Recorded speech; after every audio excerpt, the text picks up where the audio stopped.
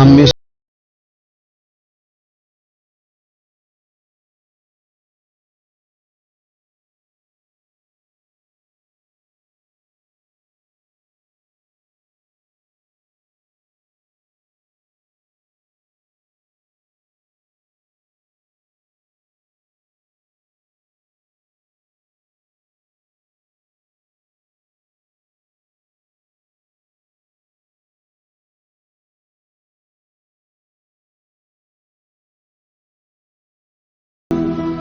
کہ مال آیا تو غفلت لایا.